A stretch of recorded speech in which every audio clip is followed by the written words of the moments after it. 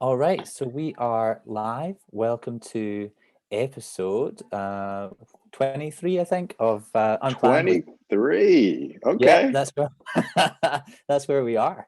Um That's perfect. That's yeah, perfect. it's come a long way. But I'm happy to have Jonathan Johnson on Unplanned with Phil Bland. And Jonathan, I have known for a few years. I went to Jonathan's wedding. I was Yep. really impressed with all the work that he's been putting into his capital aesthetics business. We were, I got to Yep. see his office when it was, or the clinic when it was being built, and it's a hmm really impressive setup. So I wanted to get him on the show and talk about his journey and some of the background to kind of building up the business. So welcome to the show. Thanks, Phil. Or should I call Phil Sir William or Robert the Bruce? Whichever one fits you, man. That's right. Uh, Phil's a great guy, man. I mean, we've had a chance to connect over the last couple years, and man, I'm glad everything is going okay with you over there in Scotland, and I hope you guys are doing well. And it's great that we can connect and chat and make sure everyone's doing okay. Exactly. Yeah. So on that, how are you guys? How are you guys doing with all of this crazy time? Obviously, business wise, it's a bit strange being locked up and in the house. Definitely. How are you emotionally coping with the turbulent experience that we're having at the moment? Yeah, you know what? I think the most important thing is number one, keep family first. Make sure your family is okay. Obviously, there's a lot of precautions that are out there these days about what not to do and what to do. And the most important thing is use your correct judgment, use safe judgment.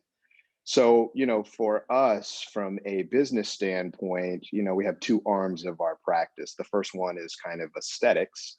And obviously, that's fee for service, which we consider something that's non essential. And then the other side of our practice, we focus on wound care, which is essential. So, I take care of the geriatric population in multiple nursing homes here in the East Coast.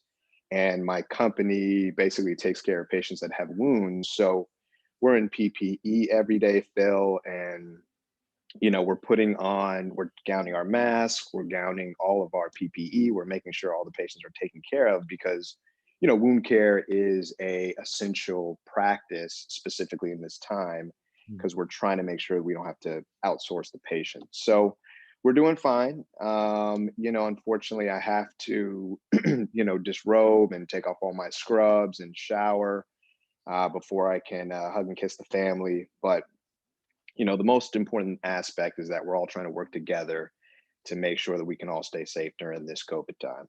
Mm, mm, mm, mm. And how's it been with the team? Obviously, so everything with the capital aesthetics is kind of on hold for now. But how are you with the? I presume is that the case? Yeah, definitely. So, Yeah. the non-essential aspect, the fee for service side, I have, three great practitioners that work with us in the office. And thankfully, they also work in other aspects of healthcare.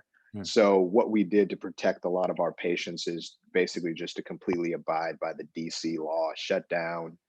Hopefully, we'll be able to get everything up and running this week mm, and take care of some of our aesthetic patients. But they're doing fine, Phil. Everyone's basically kind of riding the storm here. And, like I tell a lot of my patients and, some of my buddies, et cetera, you're going to come out of this in two different ways. Either you're going to come out ahead or mm, you're going to come out behind. So the most important thing that you want to do is to, try to improve yourself professionally, ethically, take care of yourself, focus on, self-care, spending time with your family, connecting with your loved ones, having mm, great conversations overseas, etc. mm. Because, there's going to be a certain section of the population that's not going to do that. And you want to make sure you're in that set of population that is doing that. So, Mm, take this opportunity to grow.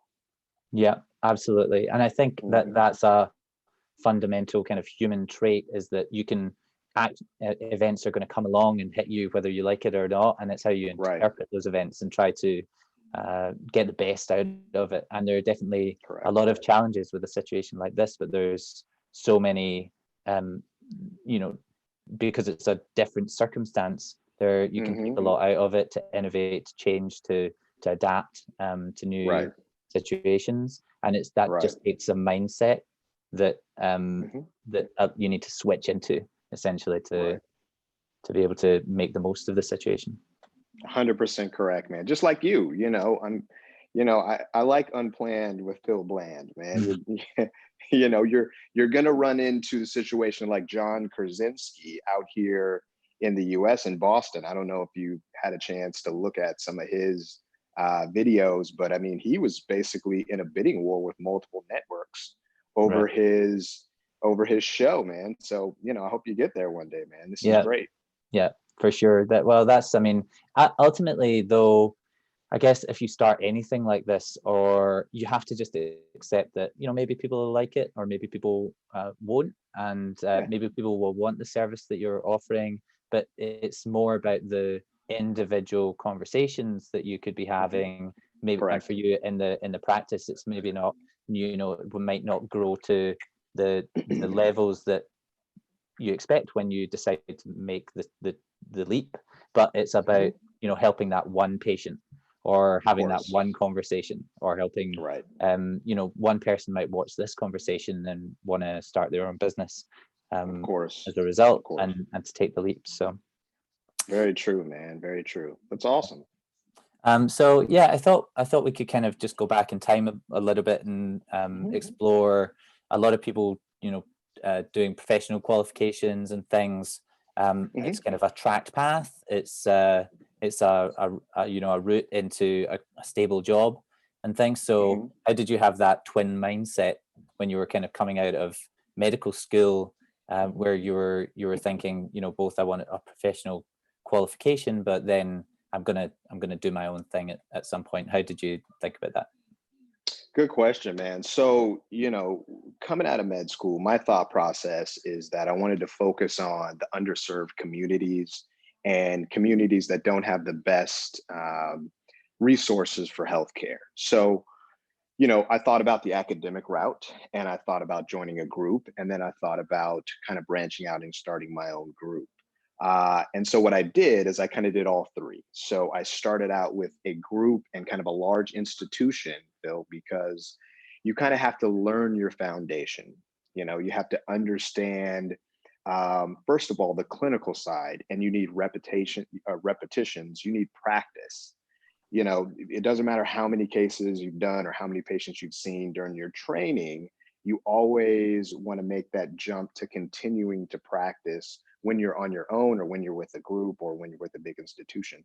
So establishing that clinical foundation is key.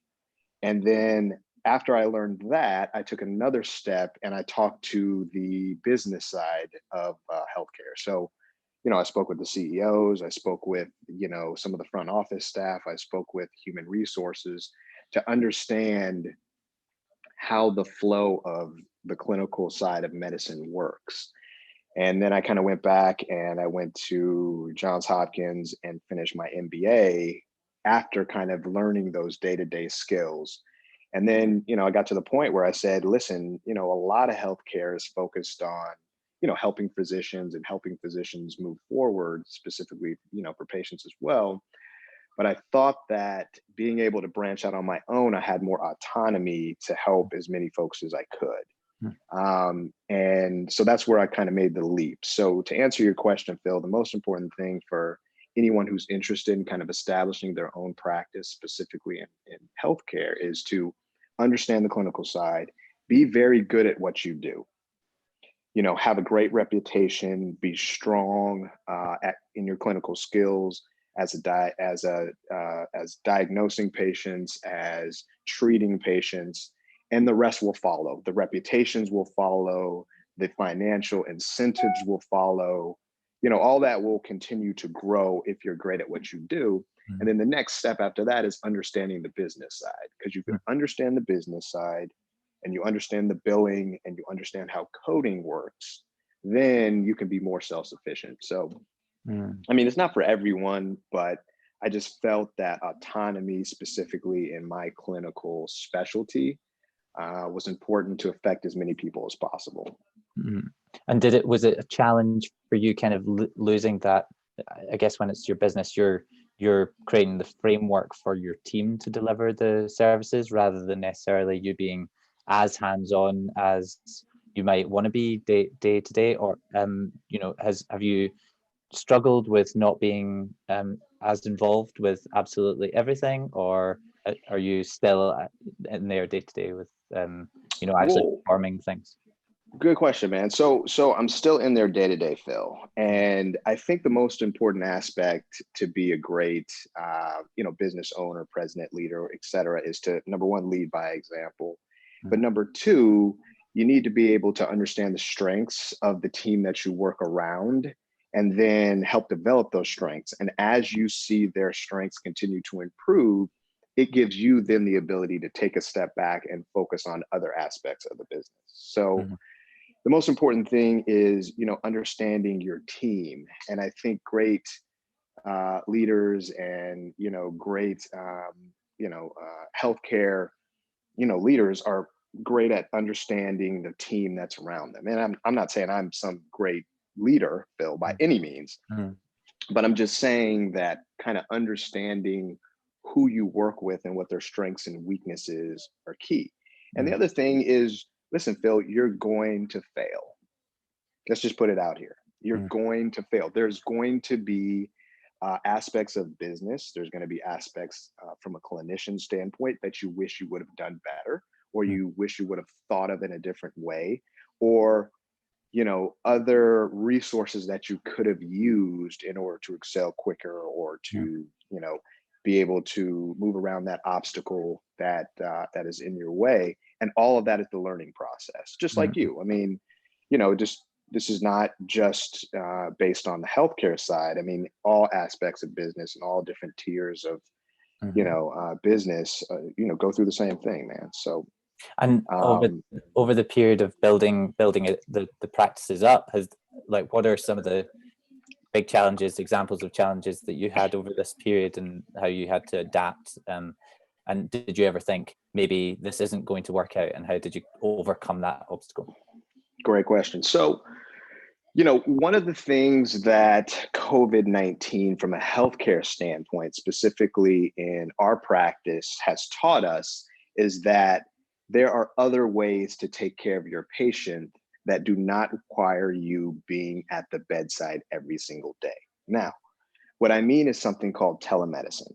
And, this is a buzzword that's probably been going on internationally heavily for the last 3 months, but over multiple years, this has, been a concept of healthcare that really hasn't been adopted by the general public, and sometimes by different clinicians. But, almost serendipitously, this is something that has been great for our practice, because we've pivoted to be able to monitor the wounds from a remote standpoint, give our clinical judgment and management to our nurses and our wound care team that is at the bedside, and then we're able to treat that wound effectively remotely. So that's also the third tier of our practice that we are currently in development with now, where we're able to monitor the wounds remotely, make sure the patient is okay. So, that's one of the for lack of a better term, positive aspects of COVID-19. And obviously some of the negative aspects are not being able to treat and take care of as many people as possible, because you want to make sure that you're keeping yourself safe and also your wound care team safe. So I think there's a lot of that practice will come out at the back end of this. Like a lot. I've actually been kind of exploring this about to what extent are our behaviors as humans going to change, like for the long term as a result of this pandemic, versus how many of the behaviors are we just going to revert back to what we were doing before. One of the things that I think is probably going to be here for the long term will be telemedicine. Because a lot it just seems such a kind of archaic structure to have people going into waiting to get an appointment in person with their GP, and a lot of them can't travel to to offices or to surgeries to see their doctor. So, you know, but there's so many things coming out of this, whether it's people jumping on flights for business meetings or going into offices together. That, you know, I'm not sure, you just don't know what's going to happen, and whether we're just going to revert back to the way things were, or whether it's a new normal. Exactly. And I mean, you know, a lot of things are going to change, but, you know, being, you know, on the business side of whatever field you're in is being able to adapt.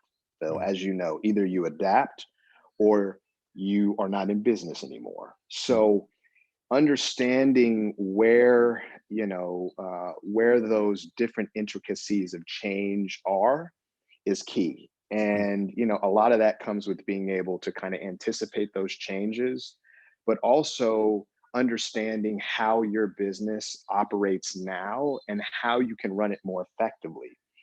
And I think that there were probably a lot of fields and a lot of different types of businesses that were obviously looking at that, but since the economy was such on an upswing, a lot of people had the mentality, Phil, that if it's not broke, we don't need to fix it. Exactly. So I don't think they were really focusing on, you know, how can we run more effectively? Where can we run, you know, from a leaner standpoint to be more efficient? And now you're forced to. So everyone is scrambling to try to do that now. And, you know, there's going to be some great things that come out of this. You know, I just think in general with you know, having the ability to, you know, work in a less congested office space. I mean, there's probably going to be industries that realize that they don't need to pay X amount of dollars of rent for a commercial property every single month, and everyone can work from home. You know, there's going to be those changes, as I'm sure a lot of businesses are currently seeing and understanding. Do you, and if you're beginning to think about telemedicine, that's obviously a very different core competency involved there in terms of delivering a technological solution for being able to have those video conferences. So is that something you're partnering with other companies that are developing software for that? How are you thinking about delivering that telemedicine solution? So I think where telemedicine was 5 years ago, or even a year ago, is totally different where it is now. So to answer your question, in the next 6 months, everyone is going to try to come out with some type of new telemedicine platform, whether it's an electronic medical record, whether it's some way to connect with the patient remotely. But the bottom line is, how effective are you as a clinician? How effective are you at communicating with your patient? And how effective are you in delivering your care? I don't care how many platforms you come out with. If you cannot establish those three important things that practitioners need to succeed, you're not going to be successful. So we partnered with a group that is out in the West Coast. And what we were able to do is to connect with our patients remotely and directly on the, you know, on kind of our home care, our fee-for-service side. And then the other aspect is working within the long-term care units and the nursing homes. And we use a platform that integrates directly into their EMR system, and it's called Curitas. So it's great because we can see the patient, we can read all their vitals, we can look at, you know, their history and physical and some changes in their care, and then we can dictate the correct treatment and, you know, suggest and counsel the patients and the staff on how to treat their wounds. But again, Phil, it goes back to your ability to practice quality medicine, but you also have to be great at communication. That's very important, just in general, from a patient physician standpoint. Understand how to communicate, but now you're communicating obviously virtually, so it's even more important and efficient. Yeah, for sure. It's almost, it could there was definitely certain industries that were being Uberified essentially, but this could be like maybe medicine wasn't one, or like business services as well, that was necessarily, people weren't gravitating towards solutions like that. But maybe in times like these, it's interesting to show what kind of technology, what part technology can play in bringing those parties together when they have to and they have no other means to do so. Exactly. I mean, medicine obviously has been going on for centuries and eons, et cetera. And I think the way that medicine was practiced was, you go to the physician, you sit in the physician's waiting room, you go into the physician's office, and the physician tells you what to do, and you go home and do it. And I think that how medicine can be more effective is, number one, you have to understand that you are partnering with your patient. And that's the first thing we try to instill in our providers, but also our patients, and also our patients' family members. This is a team effort, right? We're here to work together so that whatever wound you have, whatever clinical issue that you're coming to us for help with, can be resolved. And I think that now, even more with technology, it's going to be even more important to instill that healthcare quality, because you have to really communicate that to your patient, because you're not going to see them. You may not be able to touch them or talk to them, or, all the time. So you have to be able to relay how important it is for self-care. And that's where it's going to go, Phil. I mean, that's going to be the change. I'm just kind of thinking back to, you've been involved so much with all aspects of the business when building it up. And I remember kind of changing tack onto like design and thinking about how the aesthetic of the environment where people can come to get the services.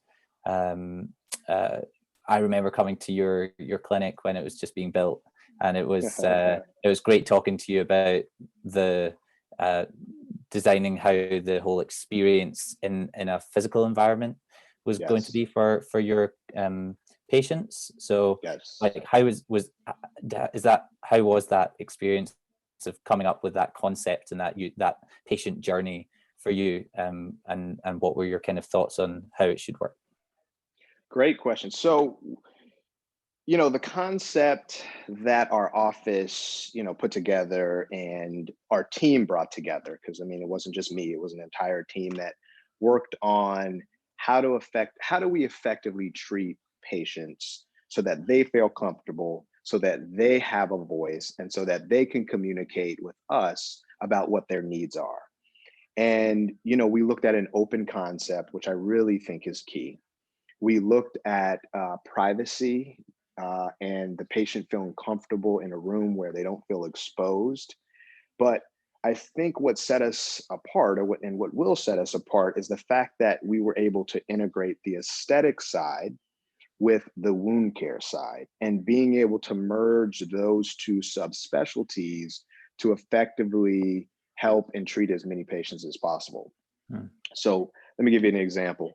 So for instance, you have a patient that comes in and, they've sustained a surgical scar, and the surgical scar is just not going away. They don't like the way it looks. They don't like where the location is. We've been able to utilize our laser therapy in order to help reduce the thickness and the size of the scar, but also reduce the color so it's not as noticeable. And that helps the patient that helps the patient's confidence. It helps the patient feel more effective in their day-to-day life. Because like my coach used to say when I played football back in the day, if you look good, you feel good. And if you feel good, you play well, right? So having that continuity on both sides of the practice for wound care patients and aesthetic patients, I think is what really has helped our flow and the concept of our practice, which we want to continue to do. Yeah, and just touching on that idea of the aesthetic industry for kind of medicine.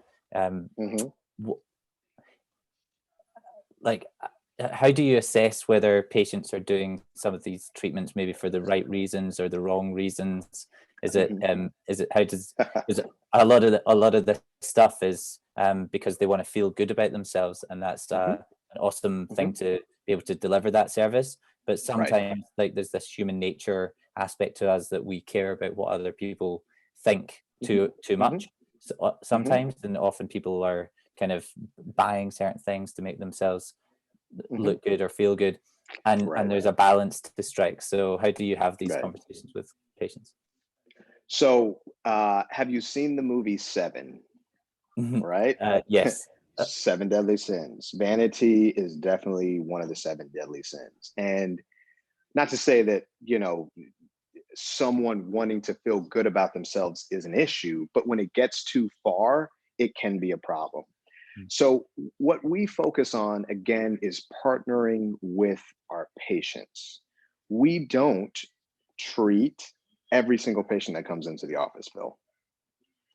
And the reason we don't is because a lot of times it's the physician's responsibility to, number one, do no harm from a Hippocratic oath standpoint. And sometimes you have to protect the patient from themselves. Now, a lot of providers don't necessarily think like that because the financial incentives outweigh the ethical aspect of practicing medicine. And I think that in order to be a good practitioner, you have to be extremely competent, number one, and clinically strong. But there should be certain gut feelings that tell you that this patient probably doesn't need this. This patient probably doesn't need more of a neuromodulator or more filler or more laser therapy or more of a chemical peel, etc. And sometimes the most important thing to do is sit down and talk to your patient and say, what are your goals? We want to help you get to your goals, but you need to work with us and trust us that we have your best interest in mind. And I don't think this is going to be beneficial for you. Now, does it financially help the practice to make another X amount of dollars? Of course. But, again, our whole point is focusing on partnering with the patients and delivering great care. And as long as we do that, we can sleep at night. So you have to sometimes protect the patient against themselves, Bill. And that's also what being a great provider is understanding that there's certain type of patients and certain type of personalities that you have to kind of steer in the correct direction for their good, but also for the viability of the practice, man. And I think that this is so relevant in every walk of business, where you can either choose to be a missionary or you can choose to be a mercenary. And correct. And if your mission is to make people feel better about themselves by providing them the tools to do that in a healthy way, then that's kind of a noble mission. But there's two sides to most coins, and the mercenary aspect can often mean that people chase short-term money and try and get as many patients as they possibly can without considering some of the stuff that you just mentioned. And I think that while it might not have the right financial return in the short term, usually doing the right thing is the right business decision in the long term. So and it's probably the right thing for your business if you have those honest and open partnership type conversations with your customers, because word spreads that we can trust these people, and intent is usually the most important thing. And if your intention is to try and get as much money rather than make somebody feel good about themselves, then that people can get that from your reputation, and they hear things, and over time it'll deplete what your practice is able to offer. 100%, Phil. And I think You're right, because any aspect of business, obviously taking care of your customer, your patient, your employee, whether you're B2B, whether you're B2C, whatever, is the most important aspect. I was really blessed to have my father and my mother, who had a dental practice. They sold it about 2.5, 3 years ago, and they're retired and relaxing. I was blessed to be able to see how they took their dental practice and continued to grow it, and being in a family owned business. And as a kid, I would shovel the snow because I'm from Denver, Colorado, with a lot of great snow, which I know about, Bill, over there in good old Edinburgh. Um, so shoveling the snow, and cutting the grass, and cleaning the front steps, and sweeping everything, and understanding how a unit worked. I was really blessed to be able to see that. But one thing I always remember, my dad would tell me, is that, son, longevity is all about how well you take care of your patients. Mm. It doesn't make any sense for you to go after financial gain. And let me tell you this little story real quick, Phil, if I can. Go for it. So when my dad was in Denver, he would have a lot of athletes that would come into the office, and these athletes wanted fronts, which are basically, gold ice grills. Back in the day, they were basically gold caps. So you had to shave down the tooth, past the dentin, past the enamel, in order to fit these gold fronts, which a lot of people obviously are doing now.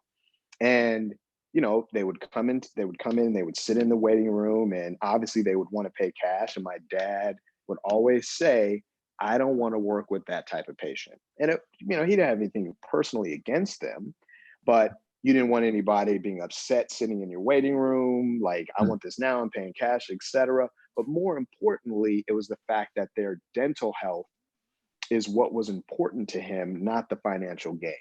Mm. And when I was younger growing up, I'm like, Dad, what? I mean, you have all Take the these, money. athletes. Yeah, take the money. All these athletes coming in, and hey, sign my this, sign my that.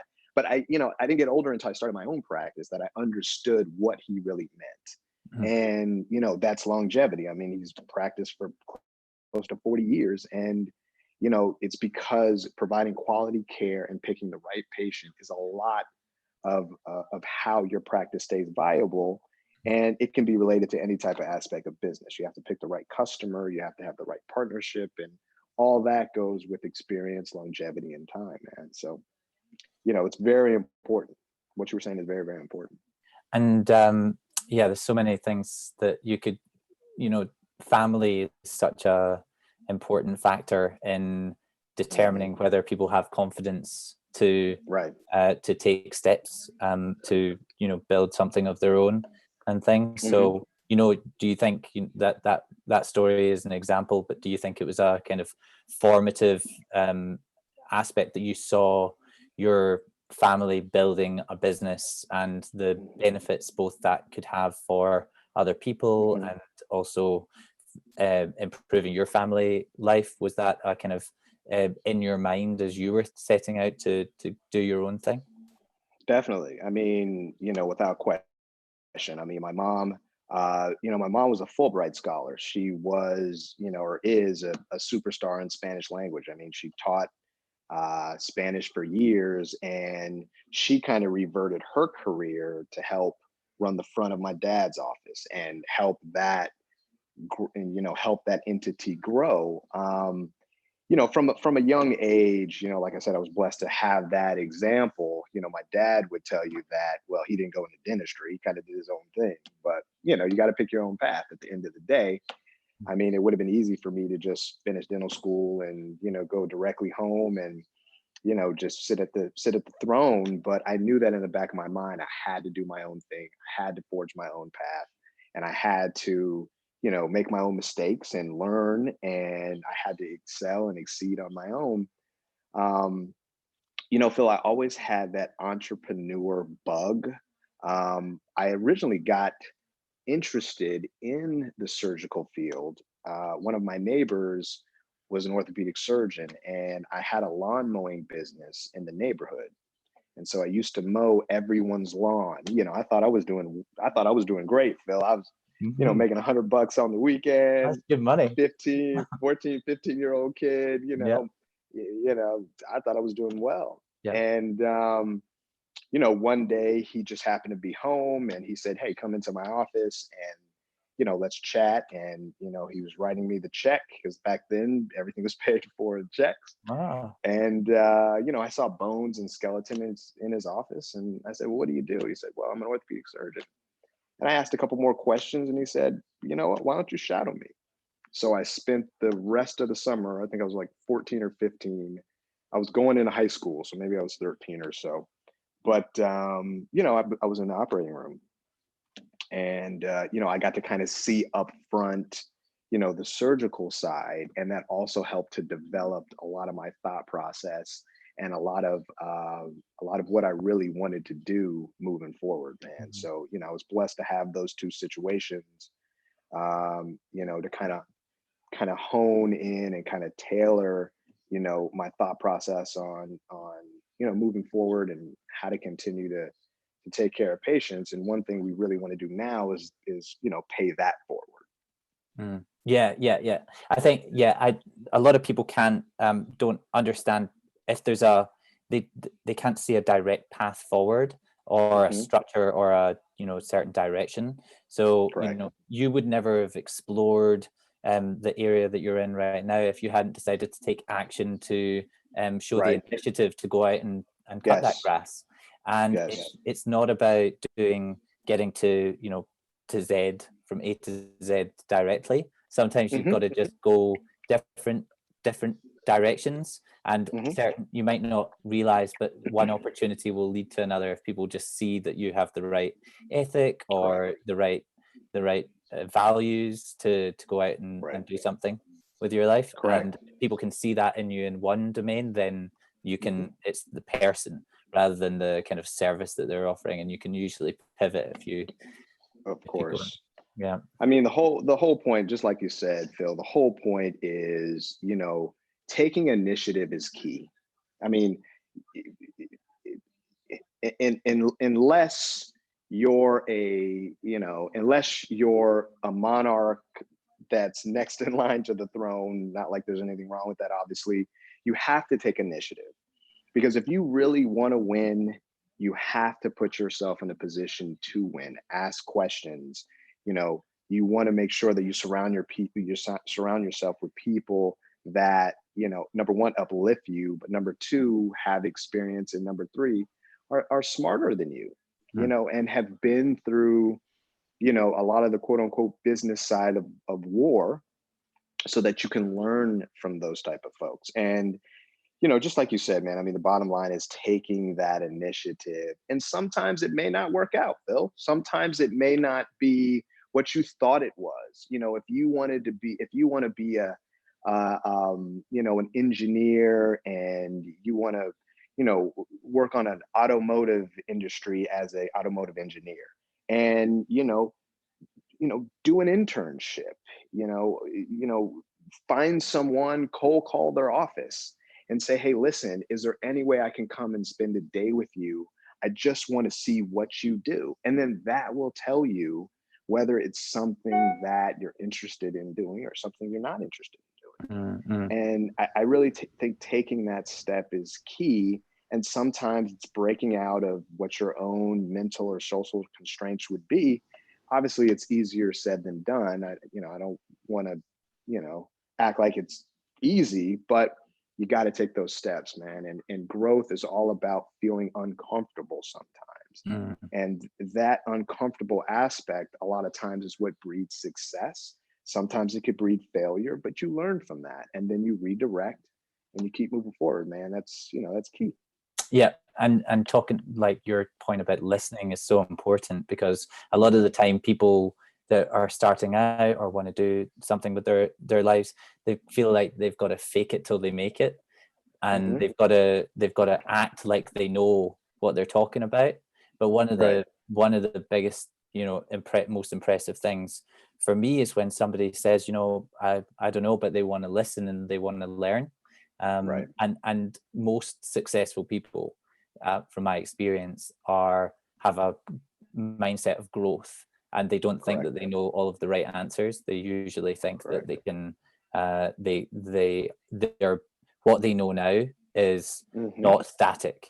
That tomorrow they're going to learn everything, and if you're a know-all, then you know everything, so there's nothing left to learn, so you're not going to listen to people.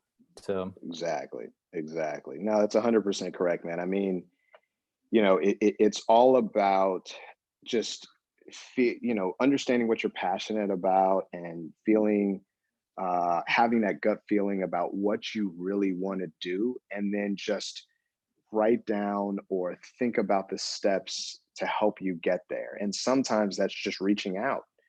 And listening is such an important concept just in general, but in healthcare, it's what we don't do enough. Because a lot of times, if you're listening to what the patient is saying, if you're understanding their body language, if you understand some of their nonverbal cues, because a lot of our patients in the nursing home sometimes are non-communicative, obviously. So we have to kind of understand nonverbal cues, and listening and understanding that helps you treat and manage their issues more effectively. And it makes you a better clinician. I mean, it's just like being a great detective. But just back to your concept about, kind of finding what your growth is and what you want to do. Just, take a step. And like I said, sometimes it's not going to be what you really, really want to do. I mean, I started out and, I was really interested in the healthcare side, but I worked for Coors Brewing Company way back in the day, Phil. And well, not that far back in the day, man, but way back in the day. And I was doing a lot of food science research, and I would drive up to Golden, Colorado. So Golden, Colorado is where Coors was back in the day before they merged. And I don't think that plant is no longer there. And I would go there in the summertime, and I would learn about what we call wort fermentate or yeast fermentation. And we would basically chemically enhance wort, because the yeast cells obviously is what makes quality beer. So we would study to see which yeast cells were viable and why they were viable based on the taste. And just doing that and understanding that, I knew that that was not what I wanted to do. But when I ended up applying to residencies, I ended up getting a residency interview in New York at one of the programs in New York. And literally the reason why I got that interview, you had to have some type of quality, scores or whatever. But the chairman was a beer fan, and on my application it said wort and yeast fermentation, because I did a couple papers when I was in college, and we literally talked the entire time about the difference between yeast fermentation and oxidation and wort, and how everything has changed and et cetera. And needless to say, I didn't end up going there, but I've seen him at a conference since, and we still chat about that. But I just say that because you never know what type of paths or situations in your life that you will have to use at a later date. And just kind of getting your feet wet in a lot of different fields helps you kind of hone into what you really, really want to do. And I think if you do that, man, the sky's the limit. Yeah. Hands down. And too often people feel like they are wasting time if they don't know that something is going to work out in their interests later down the line.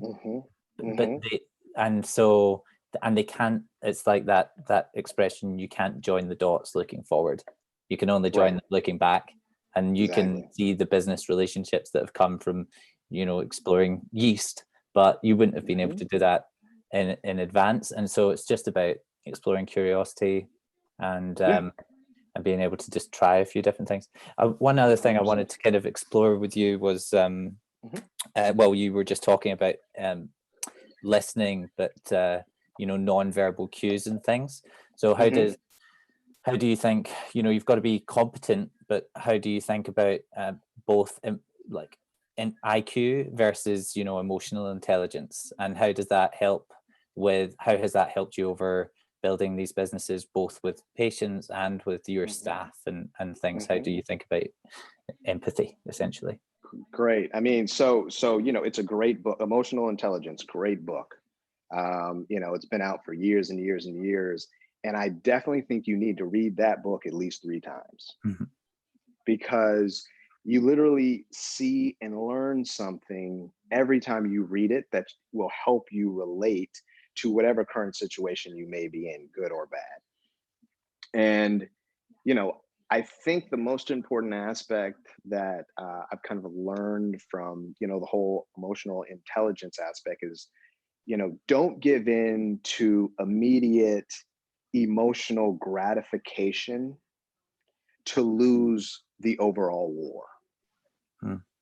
And I think that is so true when you're dealing with your team, and when you're dealing with your patient partners, because you don't want to turn them off. Number one, you don't want to disregard any thought process that they have, ideas, etc. But it all goes back to what we've been talking about, Phil, is listening. Because the more that you listen, the more the patient, the more your team member, the more your significant other, your family member, they will tell you what they need. It's just like in wound care. And that's why, I'm super passionate about wound care, is that the wound will tell you what kind of treatment you need to apply to that wound. If the wound has a lot of moisture and it has a lot of drainage, you need to apply some type of treatment that decreases that. If the wound is excessively dry, if there's a lot of callus, if there's eschar, if it's not healing well, you may need to apply moisture to help to balance the wound out. Wound care is all about understanding the balance of the wound, because if you can understand the balance of the wound, you understand how to treat that. It's the same thing from an emotional intelligence standpoint when you're dealing with your staff, et cetera, your family, whomever, because understanding and having that emotional quotient is key to you establishing a strong relationship, furthering that relationship, et cetera, man. So, I mean, I cannot stress the importance of reading that book, man. It's a great book. I also quite like the expression, very often people say, treat people how you want to be treated. And, but, one time I heard that there's an even better rule, which is treat people how they want to be treated. And you can only do that by putting yourself in their shoes.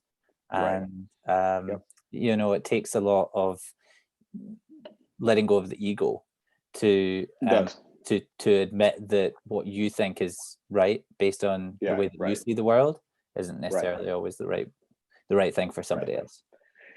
I mean, Phil, you're so right about this. And, the whole ego thing, in my humble opinion, Phil, people that have extensive egos that are unwavering, unrelenting, and there's no way to have a constructive negotiation or a constructive conversation are insecure.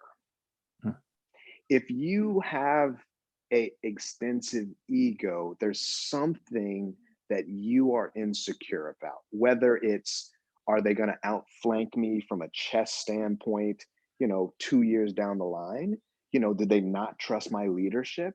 Do they think they're better than me? Or whatever mentally you're thinking about.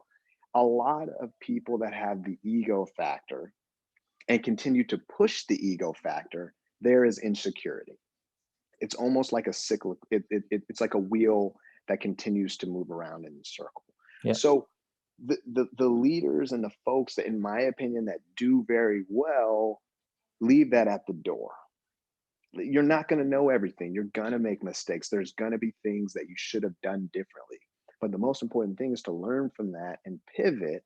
And you can only do that by humbling your thought process to say, you know what, that didn't work, Phil. Let's try something else. Let's see what else we can do. Then incorporate your team, then incorporate your patient, then incorporate your loved one, and move forward, man. People that have that type of thought process are just internally insecure, and you have to get over that, man. You have to. That was, yeah, that's great. Listen, this is I guess we're kind of coming up to the end of an hour. It's like flown by. Dude, already? Yeah, I mean, all right. Phil, I want to apologize to everybody. I've been drinking this drink. It's Monday and it's smoothie day. So my little daughter, you know, she requires me to drink smoothies, man. So you got to take care of yourself. I've been drinking smoothies, man. I don't even know what's in this damn thing, but I'm drinking. You just get told what to do by the ladies at home. That's what happens when you have girls, man. You know, you've lost. You've already lost. Yeah, I feel you. Listen, I know we didn't get a chance to kind of go into you know, the chronology of your background and things, but I think some of the things that we've talked about in this conversation have, you know, really helped me kind of explore, you know, some of the things that I think are important both in your business and also in you know, anyone's life and business and journey in general. So I think it's been brilliant to have you on, and thanks so much for making the time. Of course, man. Hey, listen, I just want to say Feshgurmic in Gaelic, good evening. Did I say it right, Phil? I'm not sure. We don't all speak it, but come on, man. You're supposed to help me on that one. Sorry. Man. Listen, it's good to see you. Blessings to you guys out there. You know, when you come across the pond, you can always hang out at the house, man. And we're glad to see you doing well, and good luck to continue moving forward, brother. I miss you, and I'll see you soon, okay? I really appreciate that. Catch up soon, yeah? All right, big dog. Talk to you later. Bye.